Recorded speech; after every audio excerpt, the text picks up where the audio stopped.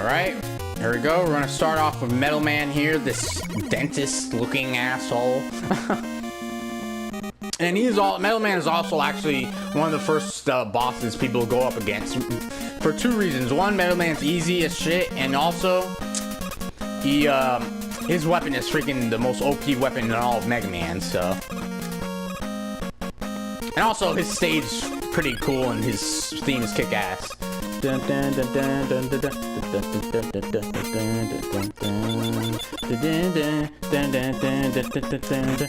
out for these freaking guillotine things. I don't know what the hell these things are called. They don't instant kill you, but they do a fair amount of damage.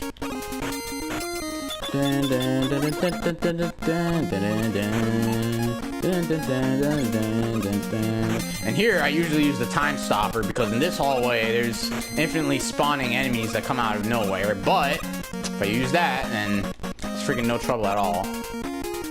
Ah shit, unless you run out until the very end. But yeah, those guys constantly keep coming at you, but they're a good source to farm shit. Like if you have the wood shield, just stay in one spot and you're freaking good. And I fucked up. There's another life up there.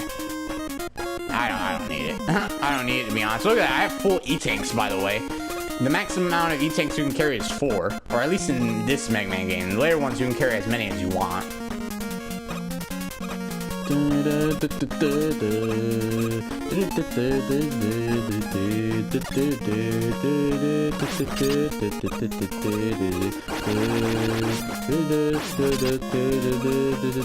And yeah, the Crash Bomber, it only has 7 uses, but it's pretty freaking powerful, to be honest, so it's pretty good in that regard. It works on certain enemies, I should say.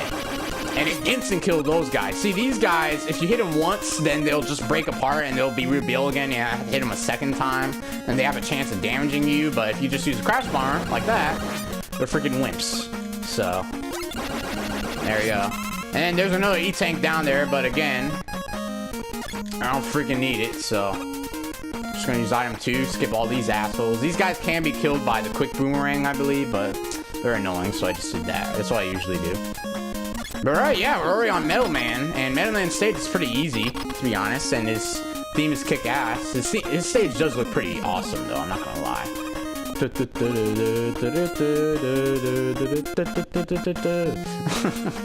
Alright, on to Metal Man.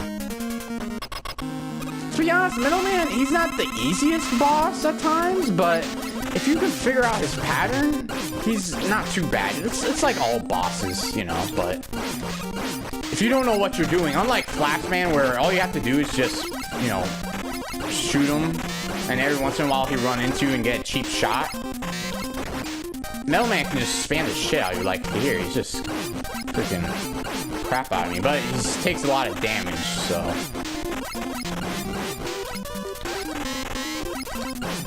There we go. Mega Man's done. Just like that. He does change the direction of that conveyor belt that we're on top of, though, so keep that in mind when you're trying to dodge his metal blades.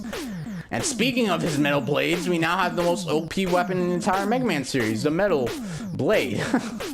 Which isn't, no, it's not literally like a swordish blade, it's basically a buzzsaw that you throw out.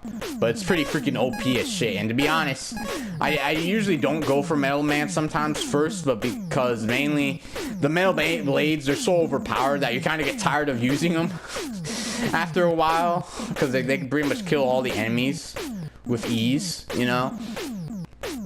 But yeah, that's Metal Man. We got the Metal Blades, and pretty much we're gonna freaking rate these next 2 stages now that we have them. So see you guys on the next part.